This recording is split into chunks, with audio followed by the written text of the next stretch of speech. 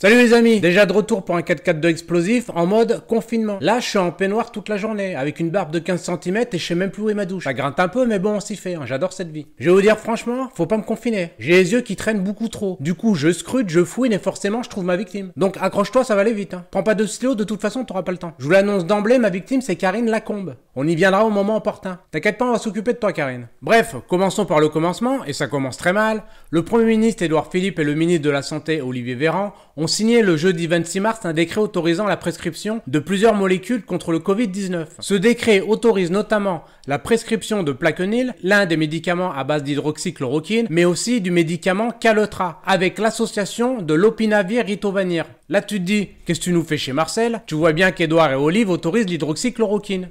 C'est vrai, le 26 mars, comme vous pouvez le voir avec ce décret. D'ailleurs, Didier Raoult s'en félicite sur Twitter. Mais problème, ça ne l'est plus le 27 mars. Puisque dès le lendemain, avec l'aimable silence assourdissant des médias, ils ont modifié le décret. Le renouvellement de prescription n'est plus autorisé. Le traitement du professeur Raoult reste donc inaccessible aux Français, mais uniquement pour les personnes en état grave. Quand c'est trop tard, en fait. Je suppose que tu découvres ce nouveau décret et que tu pensais, comme tous les Français, y avoir droit. Eh ben non, ni TF1, ni CNews, ni BFM n'ont communiqué sur ça. Je demande bien pourquoi. Donc écoute bien la pirouette. Il est autorisé d'administrer cette molécule contre le Covid-19 à l'hôpital uniquement. Et seulement au cas grave. Est-ce que vous entendez ça? C'est d'une stupidité monstre, comme le rappelle le professeur Raoult. Ça veut dire que l'on va administrer l'hydroxychloroquine au moment où les malades ont une insuffisance respiratoire et n'ont presque plus de virus. C'est trop tard. C'est quand ils ont une forme moyenne et modérée qu'il faut les traiter, car c'est à ce moment-là qu'on peut contrôler les virus qui se multiplient. Quand les malades sont rentrés en réanimation par exemple, le problème c'est plus le virus. Hein.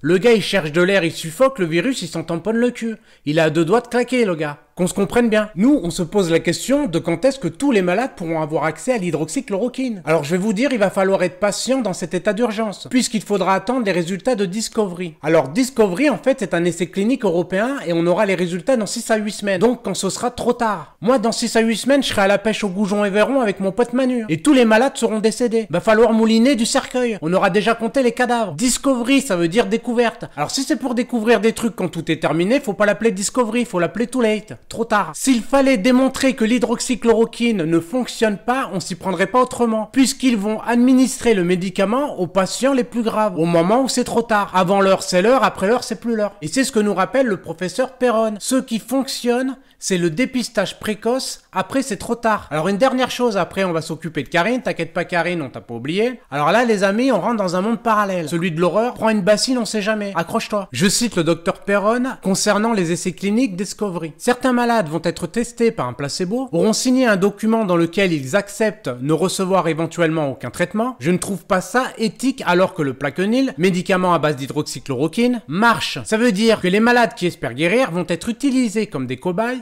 et on donnera à une partie des malades un placebo et à l'autre le médicament. Donc, terminer les lapins, les rats, les souris de laboratoire, c'est au tour des êtres humains. Est-ce que vous vous rendez compte de la gravité de ce que je suis en train de vous raconter? C'est très grave. Mais c'est pas fini, j'en ai encore dans le tiroir. Alors là, il se passe une chose incroyable. On voit apparaître partout une certaine Karine Lacombe. Du jour au lendemain, elle squatte tous les plateaux et toutes les radios pour discréditer Raoult. L'autre, tu l'entends piailler, mais on sait pas qui c'est. Mais bougez pas, on va lui faire son CV. La Karine, elle est chef de service des maladies infectieuses à l'hôpital Saint-Antoine à Paris, mais aussi chercheuse à l'INSERM, dont Yves Lévy était président et mari d'Agnès Buzyn, ancienne ministre de la Santé, concurrent direct de l'IHU à Marseille de Didier Raoult. Mais quand on cherche son nom dans Esperscape, alors que le professeur Raoult est classé premier chercheur mondial pour les maladies infectieuses, elle n'y figure même pas. Néant la Karine. Alors je sais pas ce qu'elle cherche, mais en tout cas elle le trouve pas, ça c'est sûr.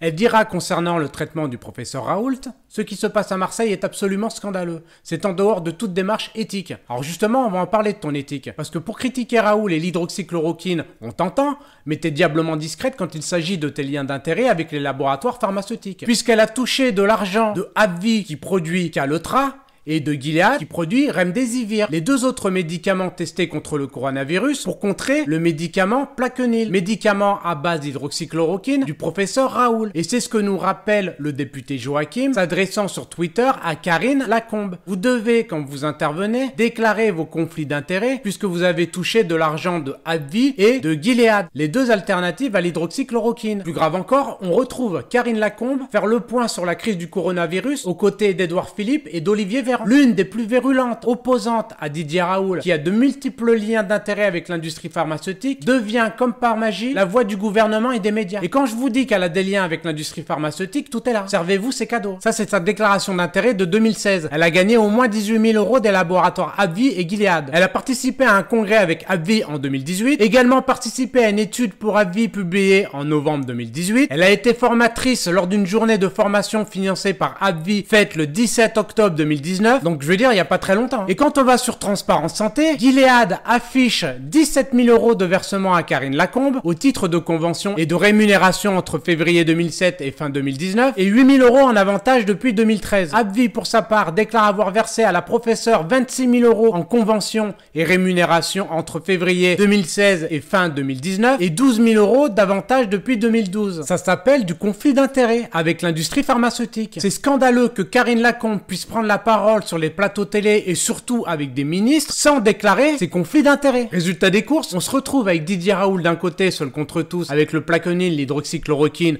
au prix de 4,17 € et en complément, l'azithromycine au prix de 7,68 €, ce qui fait un total de 11,85 €. Et de l'autre, on a Karine Lacombe avec le Calotra au prix de 109,04 € la boîte de 60 et 433,72 € la boîte de 120. Alors, ne me demandez pas pourquoi la boîte de 60 pour arriver à 120 se retrouve quadruplée pour arriver au prix de 433,72 €. Pognon, pognon, pognon. Et comme ça va être remboursé à 100%, c'est jackpot. Mais je rappelle quand même qu'on est face à des malades, pas des tirelires. Et pour ajouter à la malhonnêteté, écoutez bien l'horreur, le lopinavir et le ritonavir, en plus d'être des noms imprononçables, ils sont aussi efficaces que valent au gouvernement. Tu prends 2 fraises Tagada, tu les bouffes, c'est la même chose. Mais maintenant que Karine Lacombe est grillée, puisque bon, ça parle beaucoup sur les réseaux sociaux, son compte Twitter a disparu, sa page Facebook a pris la tangente et sa page Wikipédia a déserté. Tout a été supprimé. Que les médias s'intéressent à ce fait étrange. Il y a matière à se poser des questions tout de même. Demandez-vous comment se fait-il qu'on mette autant de temps à balancer l'hydroxychloroquine aux malades du coronavirus, alors que c'est utilisé en ce moment même et depuis un bail aux États-Unis, la Chine, la Corée, l'Inde, l'Italie, l'Iran, les Pays-Bas, la Belgique, le Maroc ou l'Algérie. Ils sont en train de diaboliser le professeur Raoult avec des études bidons pour une guerre avec Gilead et AbbVie et à la fin, ils vont nous pondre un vaccin. Je vais vous dire franchement, je fais tout pour pas tomber dans le complotisme. Mais ce gouvernement dépasse mes compétences. Je suis même pas à la hauteur. Ils vont trop vite les mecs. J'ai même pas le temps d'imaginer un complot que c'est déjà en œuvre. C'est quand même incroyable cette histoire. Cachez-vous bordel de merde. Faites ça en douce. Me servez pas la soupe sur un plateau. Bref, voilà les amis. Je voulais absolument vous alerter sur ça. Je rappelle aussi, et je peux vous assurer, que si demain on nous met entre les mains un coronavirus 2, le retour est bien plus puissant, on est foutu. On est préparé de rien. L'industrie pharmaceutique pense d'abord à vendre son cacheton. Donc nos gamins sont en grand danger dans ce pays, la France. Je pense que le coronavirus est un avertissement que tous les Français devraient prendre au sérieux. Sinon, on crèvera tous comme des merdes. Et ça, je vous le garantis sur facture. Va bien falloir que ça change cette histoire. Allez, salut les confinés. N'oubliez pas que si vous regardez cette vidéo, vous ne pourrez plus ignorer la vérité. Et ça, c'est déjà pas mal. Allez, à ciao.